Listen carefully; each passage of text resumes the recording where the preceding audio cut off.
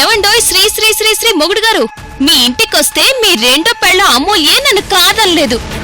అలాంటిది మీ ఆఫీస్కొస్తే ఇదెవరు నన్ను పోమంటుంది? Challenge challenge. ఆ ఖడ్గం కోసం ఎవ్వరెళ్ళినా ఆ ఖడ్గం బలి తీసుకుంటుంది.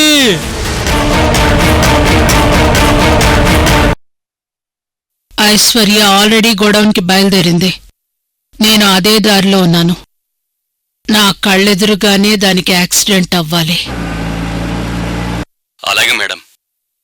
దాన్ని నేనే హాస్పిటల్కి తీసుకెళ్ళాలి. Okay madam.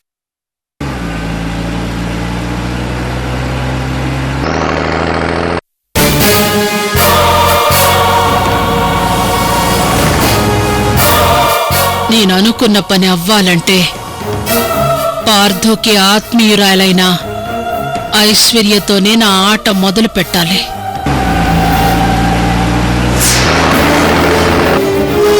ఆ ఐశ్వర్యని చావు అంచుల వరకు తీసుకెడితేనే నా పని ఈజీ అవుతుంది.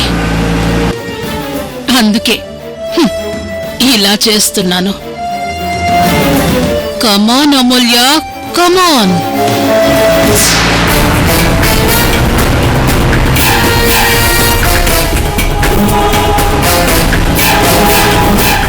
ఐశ్వర్య కారు వస్తోంది, కానీ లారీ రావట్లేదేంటి? ఈ నిద్రమోహంగాడు ఏం చేస్తున్నాడు?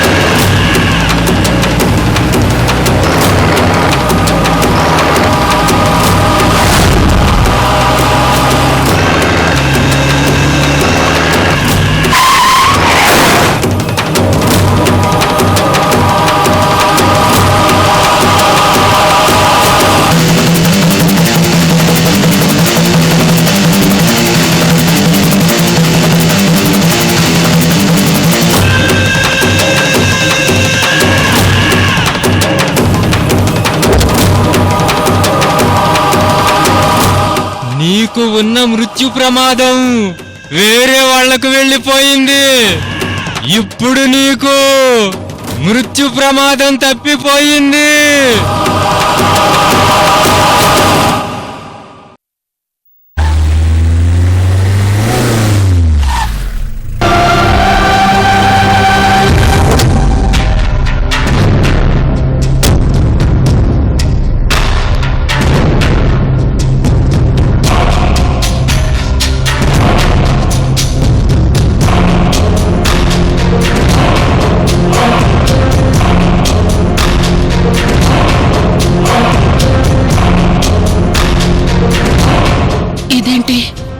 ఐశ్వర్యని లారీతో యాక్సిడెంట్ చేయించి చావు అంచుల వరకు తీసుకెళదామనుకుంటే తనంతట తనే చావు అంచుల్ని దాటేసినట్టుగా ఉంది.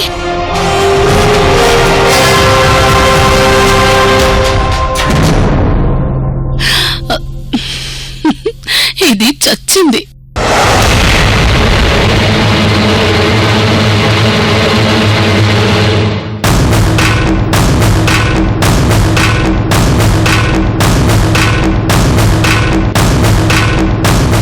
ఇప్పుడు ఈ శవాన్ని హాస్పిటల్లో జాయిన్ చేస్తే అమూల్య శవం కోసం హాస్పిటల్కి వస్తుంది. అప్పుడు నేను అమూల్యతో పరిచయం పెంచుకుంటాను.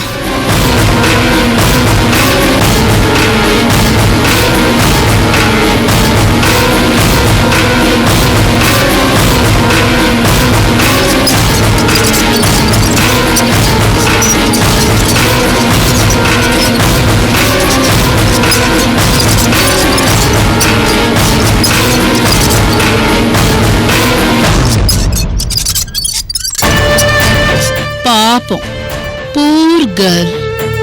అమ్మా నాన్న లేని అమ్మాయి, పార్థునే దక్కించుకోవాలనుకున్న అమ్మాయి.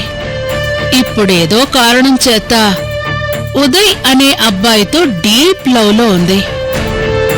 ఇప్పుడిలా అనాథలా చనిపోయింది.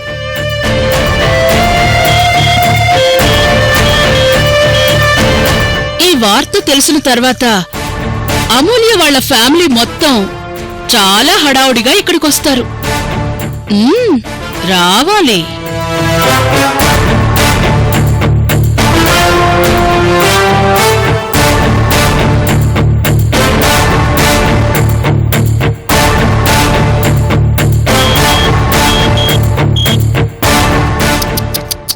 ఓ మై డియర్ డాక్టర్, ఆ అమ్మాయి చనిపోయి చాలాసేపయింది. మీరు అనవసరంగా ట్రీట్మెంటు అది ఇది అని టైం వేస్ట్ చేసుకుంటున్నారు. కమాన్ అమూల్య, కమాన్. నీకోసం ఎదురు చూస్తున్నాను. నీతో పరిచయం పెంచుకోవడానికి నాకు ఇదే మంచి అవకాశం. నేనొక ప్రీ ప్లానింగ్ తో ఈ హైదరాబాద్కొచ్చాను. ఆ ప్లాన్ పూర్తయ్యే వరకు నిన్ను వదలనుగాక వదలను.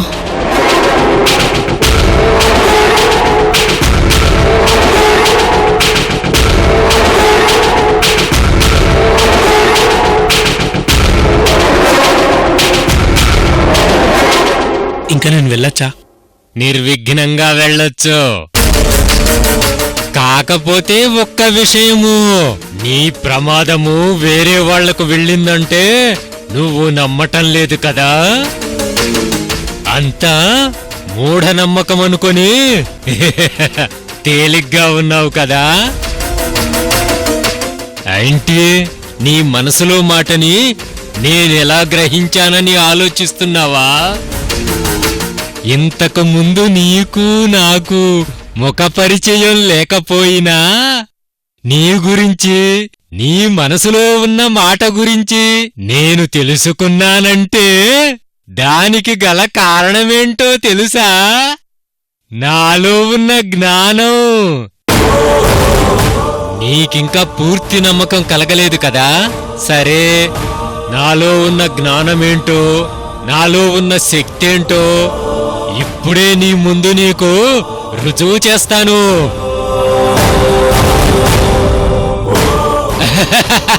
ఇప్పుడు నీ పర్సులో 2750 రూపాయల డబ్బులున్నాయి. అలాగే నీకిష్టమైన అమ్మాయి ఫోటో 2 కార్డులు ఉన్నాయి.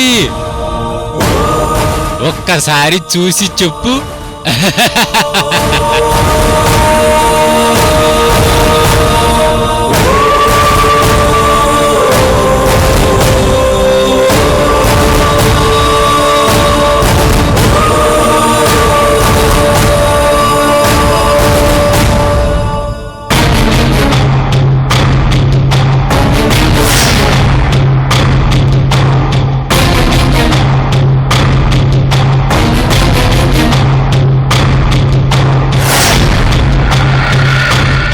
అంతా మీరు చెప్పినట్టుగానే కరెక్ట్గా ఉంది స్వామి. చూడు, ఇప్పుడు నీ ప్రమాదము ఎవరికెళ్ళిందో తెలుసా? నీ ప్రాణానికి ప్రాణమైన ఆ అమ్మాయికి వెళ్ళింది.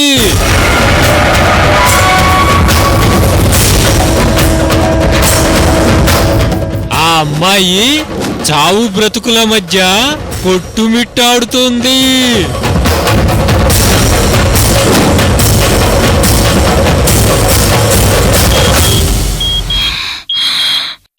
డాక్టర్, పేషెంట్ ఊపిరి తీసుకుంటుంది.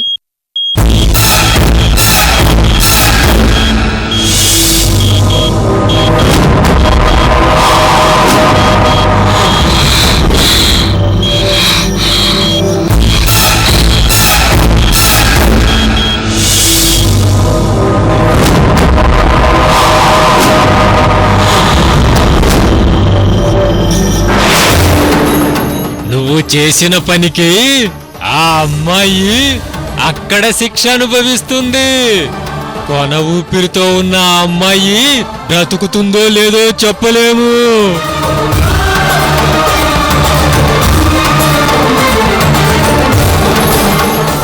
నో నో, నాకు ఆ ఖడ్గం వద్దు, ఏమీ వద్దు స్వామి. నాకు నా ఐశ్వర్యనే కావాలి. నా ఐశ్వర్య నాకు ప్రాణాలతో ఉండడమే కావాలి. నాతో జీవితం పంచుకోవడం నాకు కావాలి. ఐశ్వర్య నా పక్కన ఉండడమే నాకు కావాలి. నాకింకేమీ వద్దు స్వామి. మీ కాళ్ళు పట్టుకుంటారు. ఐశ్వర్యని బతికించండి. లే పైకి లే. ప్రేమ చాలా గొప్పది. వ్యక్తి కోసం చివరికి ఆశయం వదులుకునేలా చేస్తది. కానీ ఒక్కసారి మంత్రంతో లోపలికి ప్రవేశించాక దాన్ని పూర్తి చెయ్యాలి. మధ్యలో తిరిగి వెళ్ళకూడదు. అలా వెళ్ళినా ప్రమాదమే జరుగుతుంది. అయితే నేను ఇప్పుడు ఏం చేయాలి స్వామి? ఇప్పుడు కరెక్టుగా 24 గంటల్లో ఆ ఖడ్గం ఎక్కడుందో తీసుకురావాలి. అలా తీసుకొస్తేనే ఆ అమ్మాయి ప్రాణం ఊపిరి పోసుకుంటుంది. అలా టైంలో తీసుకురాకపోతే ఆ అమ్మాయి ఊపిరి గాలిలో కలిసిపోతుంది. ఆ అమ్మాయి ప్రాణం నీ చేతుల్లోనే ఉంది. లేదు స్వామి. ఎలాగైనా 24 గంటల ఖడ్గం ఎక్కడుందో తెలుసుకుని తీసుకొస్తాను. నా ఐశ్వర్య బతకాలి. నా ఐశ్వర్యకి ఏమీ కాకూడదు.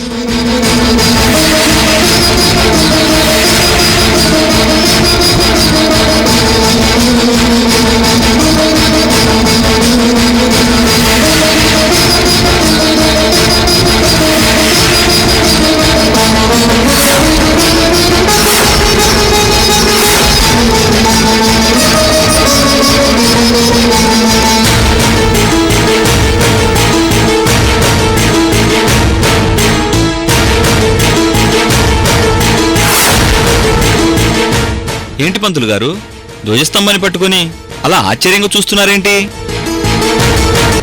అమూల్య పుట్టడం అనేది అమ్మ ఆజ్ఞ. అమూల్య ఈ ఊళ్ళో పెరగడం అనేది అమ్మ శాసనం. అందుకే అమూల్య సంతోషంగా ఉండాలని ప్రతిరోజూ పూజ చేస్తుంటాను. అమూల్య అక్కడ ఎలా ఉందో తెలుసుకోవాలని ప్రతిరోజూ ఈ ధ్వజస్తంభాన్ని పట్టుకుంటాను. అలా పట్టుకున్నప్పుడు ప్రశాంతమైన శబ్దం వినిపించింది అంటే అక్కడ అమూల్య క్షేమంగా ఉన్నట్టు అర్థమవుతోంది. కానీ ఇప్పుడేదో అమూల్యలో సహస్రార చక్రంలో మోక్షతత్వం కనిపిస్తోంది. అలా కనపడుతోంది అంటే ఏదో బలమైన కారణం ఉండి ఉంటుంది. అదేంటో తెలుసుకోవాలి.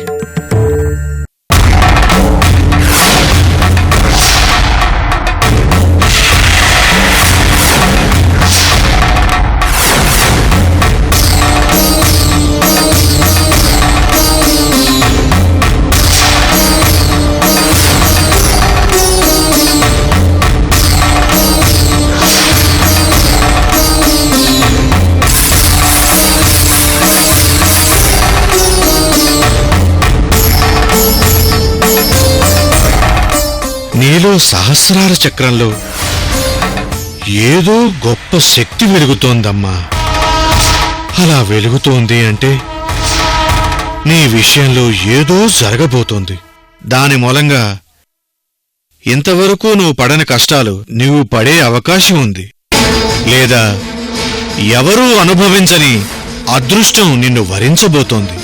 ఈ రెండింటిలో ఏది జరగబోతోందో ఆ జగన్మాతకే తెలియాలి.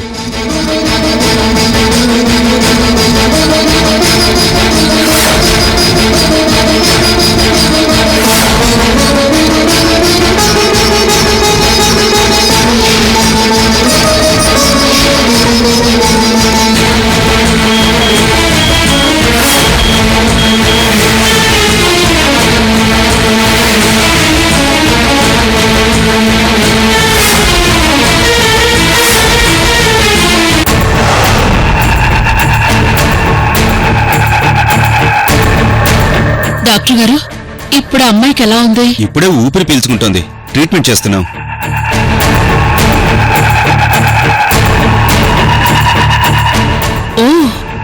అది ఊపిరి పీల్చుకుంటుందా? అయినా అది ఇప్పుడు చచ్చినా పర్వాలేదు, బతికినా పర్వాలేదు.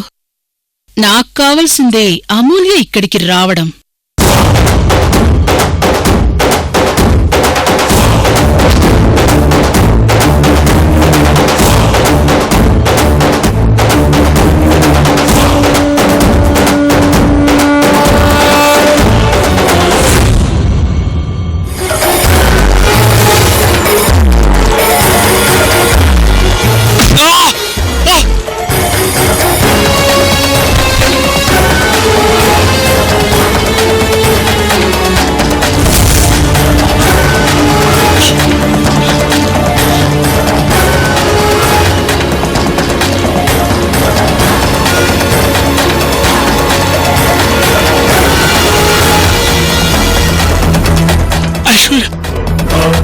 ఐశ్వర్య బతకాలంటే ఆ ఖడ్గం ఎక్కడుందో తెలుసుకోవాలి. లేవాలి.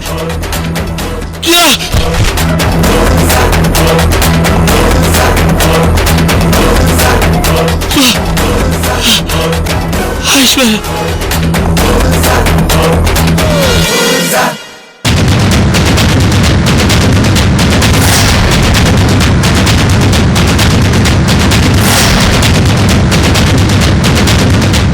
ఈ అమ్మాయి బాగానే ఊపిరి పీల్చుకుంటుంది కానీ ట్రీట్మెంట్కి శరీరం సహకరించడం లేదు. ఇది ఇలాగే కంటిన్యూ అయితే ఈ అమ్మాయిని బ్రతికించడం చాలా కష్టం. అయినా మన ప్రయత్నం మనం చేద్దాం.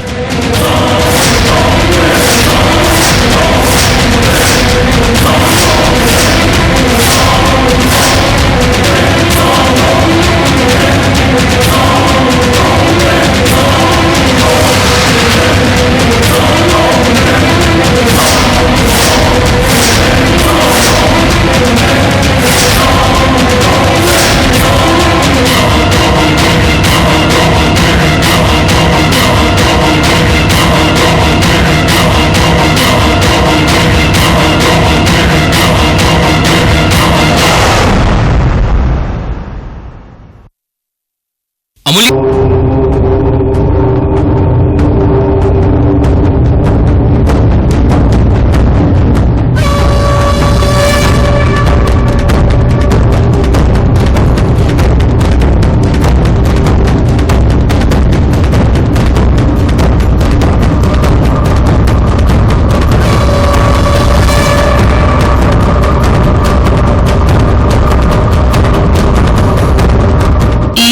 అమూల్య అంటే కళ్ళజోడు పెట్టుకుని అమాయకంగా కనిపిస్తున్న ఈ అమ్మాయి మహాశక్తివంతురాలా?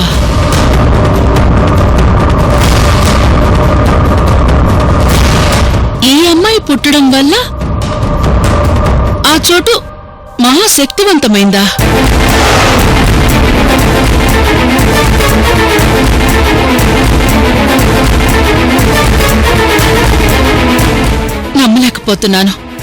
నమ్మలేకపోతున్నాను కానీ అది నమ్మలేని నిజం.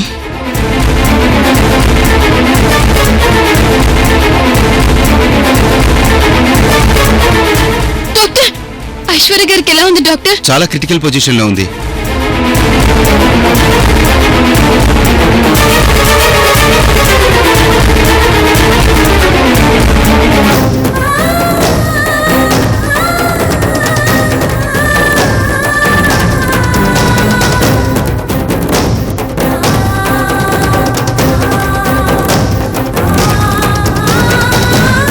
అమూల్య, కంట్రోల్ యువర్ సెల్ఫ్. మన కుటుంబంలో మనిషిలా కలిసిపోయిన ఐశ్వర్య గారికి ఇలాంటి పరిస్థితి ఏంటి పార్థు గారు?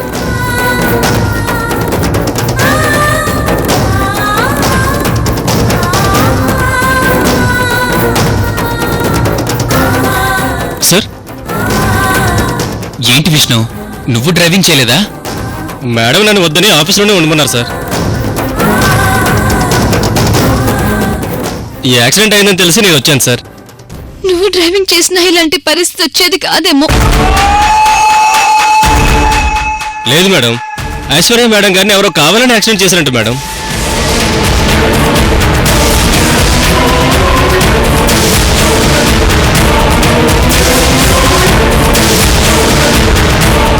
అక్కడ చూసిన వాళ్ళు చెప్పారు సార్. కావాలని యాక్సిడెంట్ చేశారా?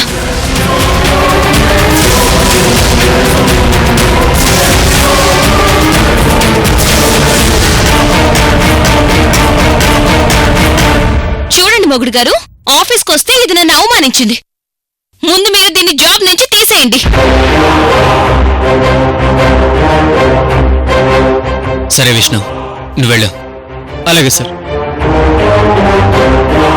అమూల్య, ఖచ్చితంగా ఇది ఆ సువర్ణ పనే. సువర్ణ పనేంటి పార్థు గారు? చెప్పాను కదా ఆఫీసులో ఎంత పెద్ద గొడవ చేసిందో. గొడవ మాత్రమే చేసింది అనుకున్నాను. ఐశ్వర్య మీద ఎంత కోపం పెంచుకుంటుంది అనుకోలేదు.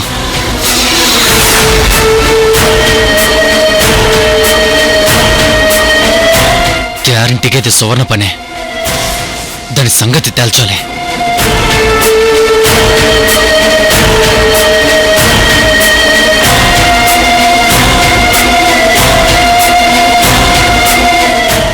నమస్కారం అండి.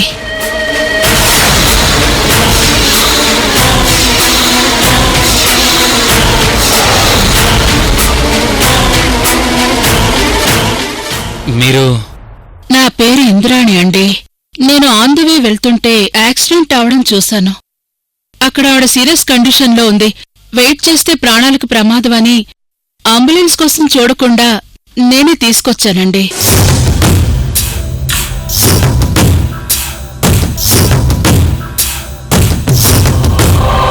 థ్యాంక్ యూ వెరీ మచ్ అండి. Thank you so much. మీకు చాలా రుణపడి ఉంటామండి. నిజంగానే ఈ అమూల్య శక్తివంతురాలైతే నేనిప్పుడు కాల్చే బుల్లెట్ అమూల్యకి తగలదు. తన పవరేంటో నేను చూస్తాను.